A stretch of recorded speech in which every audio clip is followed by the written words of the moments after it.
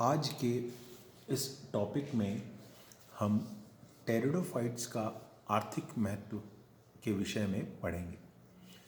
Pteridophytes का आर्थिक महत्व से आशय है कि टेरिडोफाइट्स जो होते हैं वह मानव जाति या पशुओं के लिए किस किस प्रकार से उपयोगी हो सकते हैं या उन्हें हम विभिन्न प्रोडक्ट या बाय प्रोडक्ट के रूप में किस प्रकार प्रयोग कर सकते हैं के बारे में विस्तृत अध्ययन करेंगे।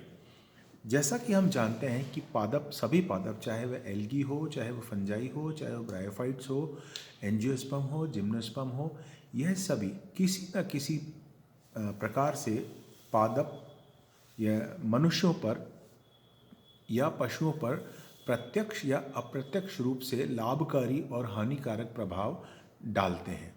ठीक इसी प्रकार से टेरिडोफाइट्स एक पादपों का अपेक्षाकृत छोटा समूह है जो विभिन्न प्रकार से मानव एवं पशुओं के लिए उपयोगी हो सकता है। हालांकि इसकी आर्थिक महत्व इतना अधिक नहीं पाया जाता, परंतु फिर भी कुछ पादप या कुछ पादप प्रजातियां ऐसी हैं जिसे हम मनुष्य के या पशुओं के प्रयोग के लिए यूज़ कर सकते हैं। उदाहरण के लिए लाइकोपोडियम, जैसा कि हम जानते हैं कि लाइकोपोडियम एक टेरिडोफाइट है जो कि मुख्य रूप से होम्योपैथिक मेडिसिन में काम में आता है। लाइकोपोडियम की क्लेवेटम स्पीसीज जो होती है का काढ़ा बनाकर पिया जाता है और यह काढ़ा गठिया, लंग्स और गुर्दे के रूप में बहुत उपयोगी सिद्ध हो सकता है। इसके साथ ही इसके स्पोर्स या बीजाणुओं को त्वचा पर छिड़कने के पाउडर में प्रयुक्त किया जाता है जो त्वचा में होने वाले इन्फेक्शन को रोकने पर कार्य कर सकता है। अर्थात लाइकोपोडियम गठिया, गुर्दे और त्वचा रोग में काम में आता है। वहीं दूसरी तरफ एक बहुत अच्छा टेरिडोफाइट है जिसे हम कहते हैं सेलेजिनेला। यह सेलेजिनेला सामान्यतः सजावट के प्रयोग में लाया जाता है। यह पादप जो होता है शुष्क परिस्थितियों में बिल्कुल मुरझाकर एक बॉल की तरह बन जाता है और जैसे ही हम इसमें पानी डालते हैं तो ये वापस पुनः एक सामान्य पौधे की तरह हो जाता है। इस तरह यह सेलेजिनेला लेपिडोफिल्ला नामक जो पादप होता है, यह पादप सजावट के रूप में प्रयोग में लाया जाता है। दूसरी ओर सेलेजिनेला ब्रायोप्टेरिस नामक पादप प्रजाति सेलेजिनेला की जाति का उपयोग मूत्र वर्धक के रूप में किया जाता है। अर्थात यह जो है पथरी रोग में इसका प्रयोग हम कर सकते हैं। दूसरी चीज, कुछ सेलेजिनेला की प्रजातियां जो होती हैं यह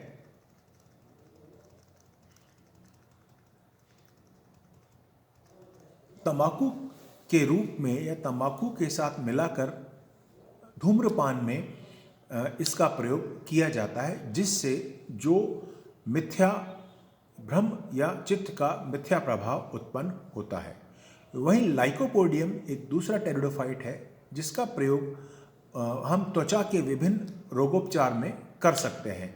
इसके वायवीय भाग को निचोड़कर खांसी, अल्सर और पाइल्स या बवासीर जैसी रोगों में इसका प्रयोग किया जा सकता है। वहीं इक्विसिटम जो होता है, इक्विसिटम डेबाइल जो होता है, यह मूत्रवर्धक होता है और सुजाक रोगों में अत्यंत उपयोगी होता है। वहीं इक्विसिटम हाइमोली या हाइमेली नामक पादप जो होता है, इसका लकड़ी के फर्नीचर में पॉलिश के रूप में उपयोग किया जा सकता है। इक्विसिटम के सूखे पादप की राख को, क्योंकि इसमें सिलिका होता है, इस कारण इसे बर्तन चमकाने के लिए प्रयोग में लाया जाता है। वहीं दूसरी एक और पादप है जिसे हम कहते हैं एडिएंटम। एडिएंटम मुख्य रूप से सजावट के लिए पादप अपने गार्डन्स में उपयोग कर सकते हैं। इसका फॉर्म जो होता है, इसका अर्क दक्षिण भारत में बुखार, खांसी, चेस्ट रोगों में उपचार में काम में लिया जाता है।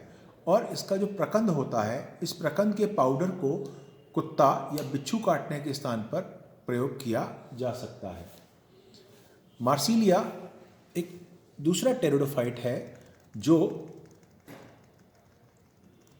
विभिन्न दवाओं के रूप में उपचार किया जा सकता है। मार्सिलिया के पौधे को या पत्तियों को अदरक के साथ काढ़ा बनाकर पीने पर यह खांसी और दमे के उपचार में काफ़ी उपयोगी हो सकता है। अगला है ड्रायोप्टेरिस। ड्रायोप्टेरिस जो होता है, इसका राइजोम जो होता है कृमिनाशी होता है, या जिस बच्चे या व्यक्ति के पेट में कीड़े होते हैं उसको इसके राइजोम का काढ़े का उपयोग कराया जा सकता है। वहीं इसकी पत्तियां जो होती हैं मिर्गी, या जिसे एपिलेप्सी कहते हैं, कि उपचार में प्रयोग किया जाता है। और अंत में होता है एजोला। एजोला जो होता है जलीय जीव होता है जिसके साथ blue green algae symbiotic association में रहती है और ये नाइट्रोजन स्तरीकरण करती है। यह एजोला मुख्य रूप से भूमि सुधार और मृदा की उर्वरता को बढ़ाने के लिए प्रयुक्त किया जाता है।